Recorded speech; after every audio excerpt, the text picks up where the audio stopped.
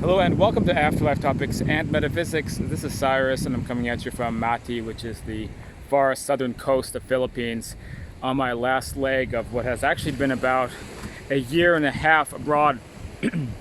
And that has also included about 4 months spent here in Philippines during lockdown.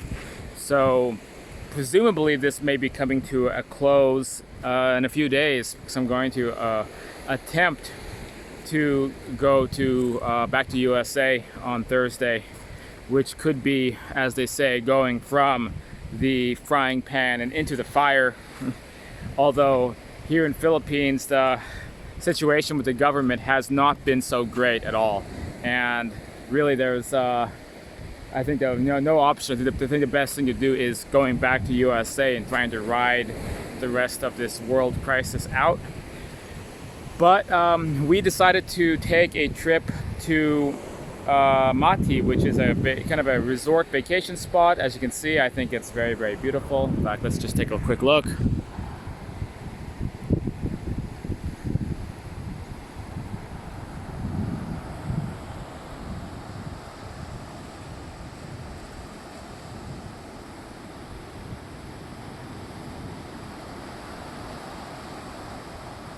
So yeah, very, very tranquil, and I think it's the only place for tourism that's even open in this half of the Philippines. Everything else is closed, and probably I am the only foreign tourist, if you want to call me a tourist. I don't know what I am. I think I'm more like a nomad or expat, but I'm one of the only ones I think left in Philippines, because the country's locked down, closed off, and most people have already gone home by now. So in this video, I want to talk about the concept of how to make almost anything into a spiritual journey, or something that you can gain a kind of spiritual meaning from. Maybe this is more of an inspirational video. I do a lot of like technical videos or videos about phenomena and things happening like that, but I just want to kind of cap things off and do a quick video about how you can turn almost anything into some kind of a something that's connected to your purpose in life, to your meaning in life, no matter what it is. So let's get into that. But before we go further, this is Afterlife Topics, where we usually talk about complex, supernatural, metaphysical subjects. And if you go down and hit that subscribe button, that would really help this channel out. I'd really appreciate that. So to continue. So how many people do you know who just kind of go through the motions in life, who are just trying their best to get by, but they don't have any greater meaning attached to anything that they do? And this most often manifests in careers and jobs and things like that. Well, one thing I've learned in life, and going through this whole rabbit hole and the spiritual journey and learning about the other side and complex matters and metaphysical subjects and our roles and our places in the universe, is that you can apply almost like a formula to anything you do if you want to energize it with your spirit, your purpose, and what you want in life, and your service to others, your what brings you fulfillment. You can energize almost anything you do with that, and I think it will add a lot of happiness to your life. Basically, the main concept is to, no matter what it is that you're doing, like let's think of the least likely job possible. How about as a custodian? So as like a janitor, all you do is you work the night shift and you clean bathrooms. How can you find some greater spiritual fulfillment out of that? Well, it is still possible. For example, if you can tie the idea of cleanliness and godliness together, I suppose there may be an argument that can be made, but ultimately it would just be a matter of so I was getting a text message, and so I was distracted for a second. Ultimately, it's just a matter of finding a way to be of service to other people while you're performing whatever activity or whatever it is that you want to do. So you can do that through basically socialization. So let's say you have a job where you work as a custodian, and you have, unless it's just a complete graveyard shift, there's nobody else around. If you have opportunities to meet other people, to talk to other people, to interact with other people, then it doesn't really matter what the job is. It doesn't really matter what it is that you're specifically doing. What matters is, what are you doing for those opportunities? How are you possibly being of benefit to those other people that you interact with? And how can you turn that into something which will empower you and also empower others? And I guess the baseline of this could also be, for example, customer service. So what begins as just having to fake being happy and friendly to lots of idiots and jerks who you're having to deal with all the time, to possibly developing real relationships with people and providing some kind of meaning or quality or happiness to their lives in some small way. So the next big question is, well, how do you do that? How do you provide meaning, happiness, or some kind of positivity to other people? Well, sometimes it's as simple as providing a bit of positive energy. Admittedly, we can't always be full of positive energy. Sometimes we have to work at it or build ourselves up to the point of being able to exude positive energy. But if you can at least try to enter into a mindset where you're providing positive energy or warmth to somebody else, they're going to feel it. Because, as we talk about on this channel so much, there is this kind of mental link that we all have with people, in the sense that all of us are telepathic and we don't even know it.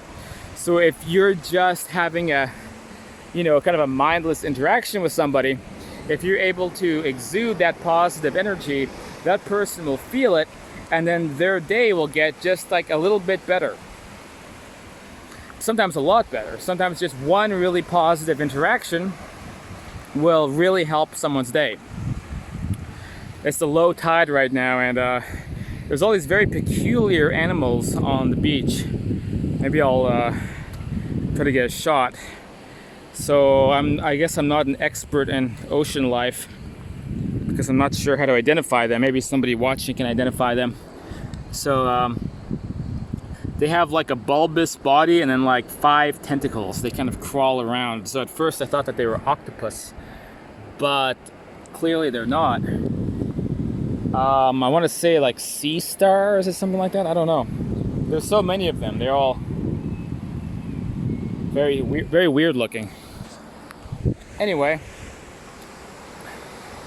so just by doing that, you can make a job that seems dismal and horrible and that provides no fulfillment, no meaning, and which seems, completely terrible. You can spin it around and make it into something that is spiritually fulfilling to yourself and to other people, so long as you're interacting with others. Now, I mean, when it comes to a job itself, you can also attach a greater meaning to it depending on what the job is, right? So certainly somebody, for example, who's a nurse, I think has a lot of potential to provide that, in the sense that they are caring for other people. And sometimes, a nurse who can provide a lot of, loving warmth and comfort, they can make a big difference in somebody's life, especially when they're at their most vulnerable, which, as we know in the world right now, that's a lot of people in hospitals right now. But that's just one example. Obviously, you have to kind of be creative and use your imagination. And then kind of the win-win situation with having a philosophy like this, at least when it comes to your working life, is by doing that, by providing meaning, by providing warmth or positivity to people around you, when you're doing whatever it is that you're doing, it will actually make you excel at whatever that job is. Well, maybe you don't want to be a custodian forever. Maybe you need to get the heck out of a situation like that. But nonetheless, while you're there, you will be much more well-liked by the people that you're interacting with, which will generally, that has a very positive financial aspect to it. But that's not why you're doing it.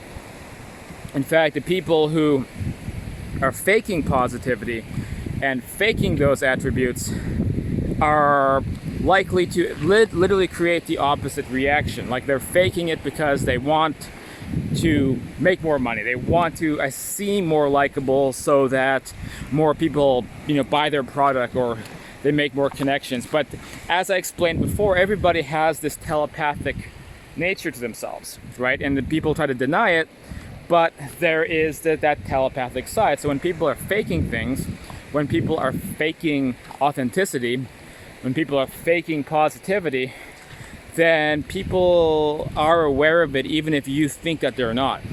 And now there may be some sociopaths who have this down to an incredible science, and they can, really fake people into thinking that they're that thing that they're not. But I'm saying, why not just actually be that thing that otherwise people try to fake? Just actually be it.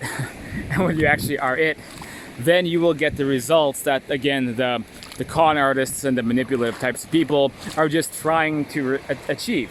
So you can get there by being authentic.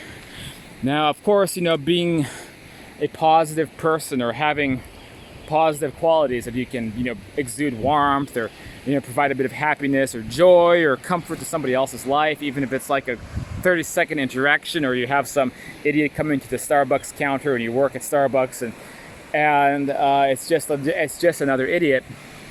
In the occasional event that you can provide some positivity, some strength to that person, then again you're fulfilling what could arguably be a very important spiritual purpose.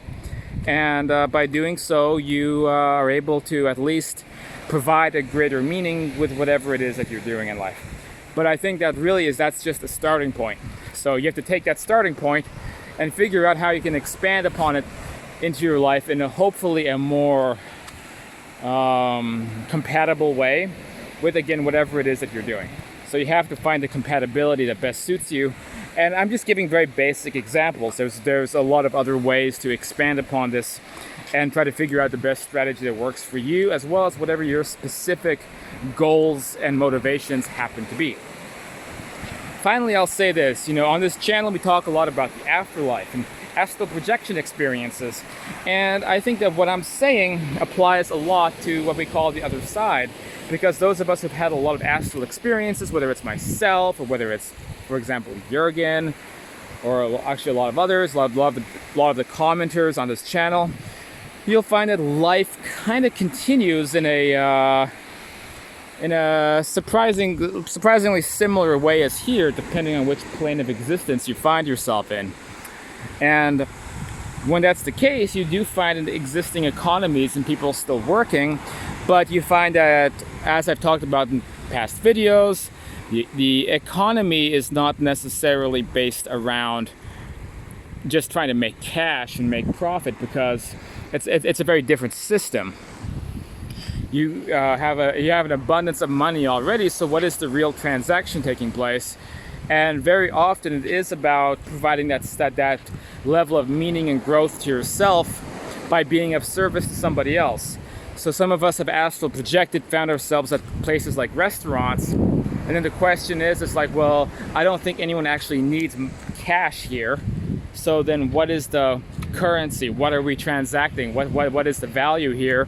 And then you find that people are basically doing whatever the job is because of the joy that they get out of it. And it does seem odd, the idea you can get a joy out of working in the service industry, but things are different on that side. And then when you can feel, more accurately, when that telepathic link is more powerful and you can feel the positive emotions that are being created for somebody else, then that alone may be payment enough, so that everyone is almost in competition just to create the best vibes and the best feelings for each other, right? And that certainly seems like a pretty nice economic system to have, doesn't it? So maybe someday we can match that on this planet if the planet ever calms down. I don't know, we have these kind of growing pains going on right now in the world, especially the USA, which is why I'm going to go back to this USA and stock up about a month's supply of food, because God knows what's going to happen next.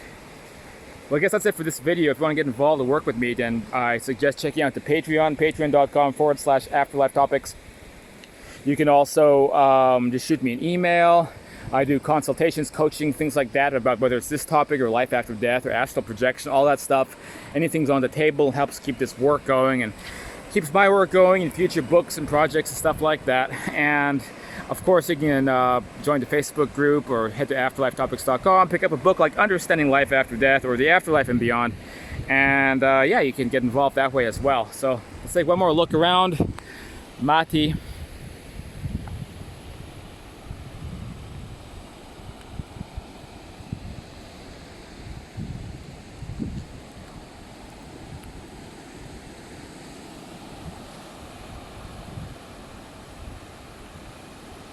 All right, that's it for this video. I'll catch you guys next time.